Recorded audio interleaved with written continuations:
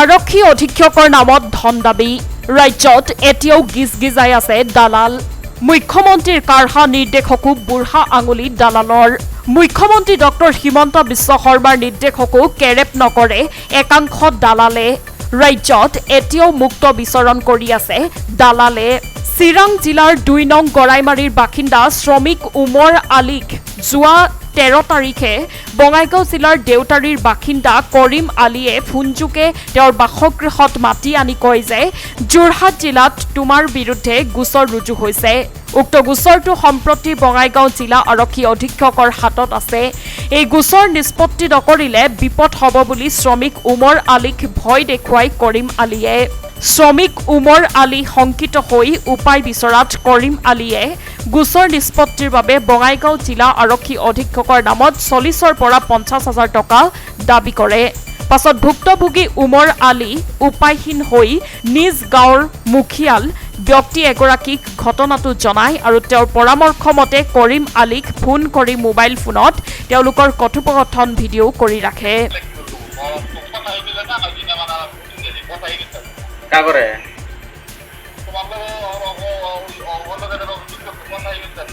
কে পয়সা ৯০,০০০ একটা ২০,০০০ একটা ৫০,০০০ একটা ২০,০০০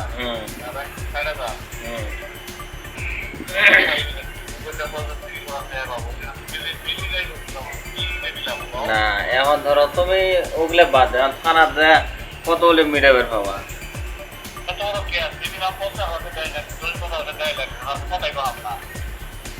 গরিব মানুষ কম সম করা যাবে না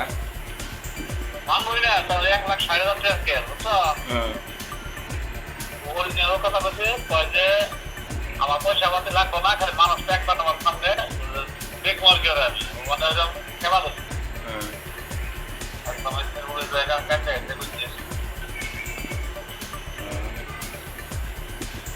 ওই যে মামু ওই যে সেটা কি এগ্রিমেন্ট না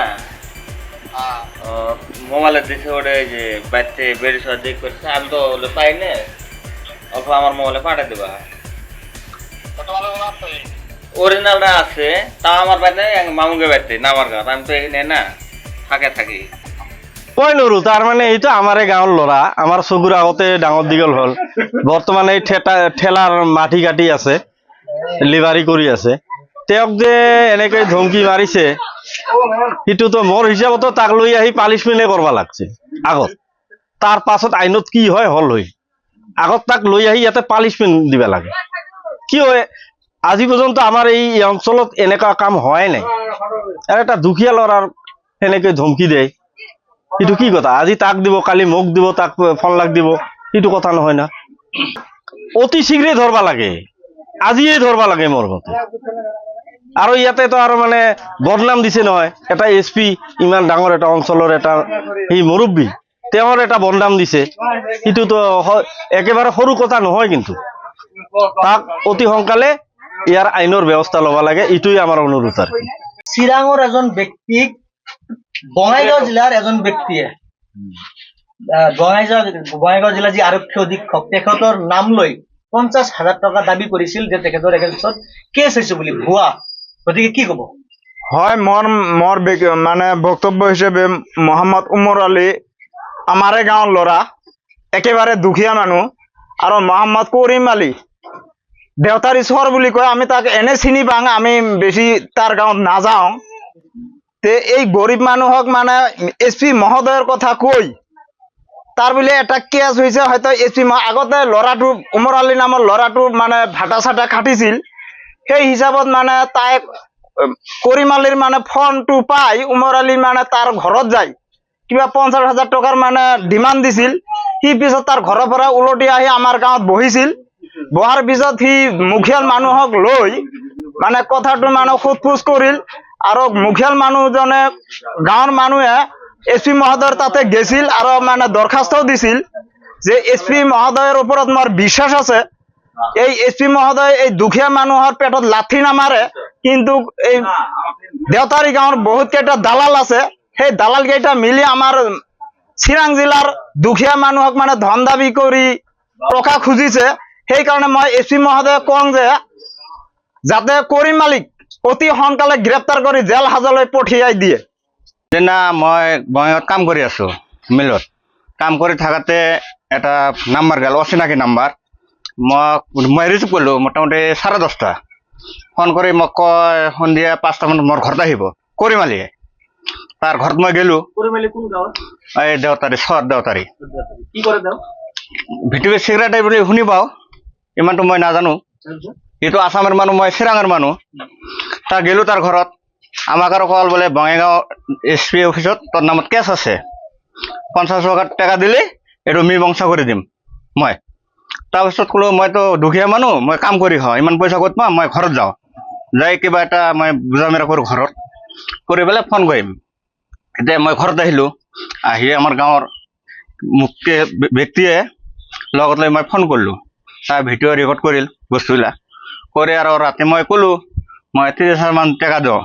ক'লে এইটো নহ'বই, SP ছাৰ নামানে, SP ছাৰ নামানে, মোটামুটি 40,000 লাগব।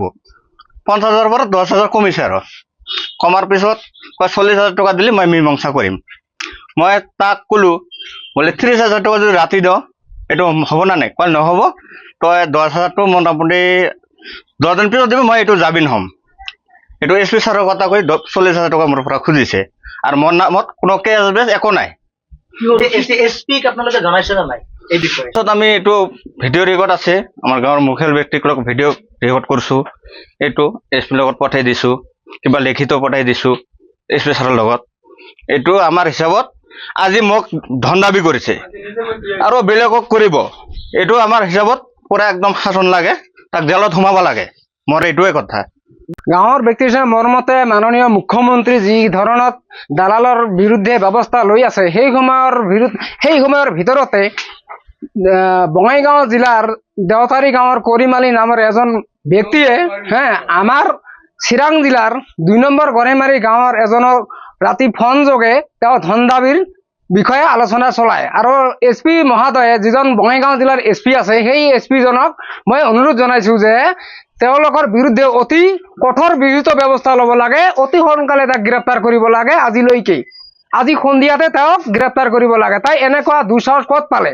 যাৰ পৰা পইচাটো খুজিছে ইয়াৰ কোনো কেছ নাই, তাই কেছটো ক'ত পাল? কেছটো তাক দেখাব লাগিছিল আগতে। SP মহোদয়ৰ কথা কৈ এজনৰ পৰা ধন দাবী কৰা এটা একদম অসমৰ ভিতৰত আজি ফাৰ্ষ্ট হ'ব ঘটনা। 50,000 টকা খুজিছিল, ইয়াৰ ভিডিঅ' ৰেকৰ্ডিঙো আছে যে 50,000 টকা দিলেই হ'ব, কিন্তু 50,000 নিদিলে তই 40,000 টকা মোক দিবি, মই কেছটো ডিছমিছ কৰি দিম।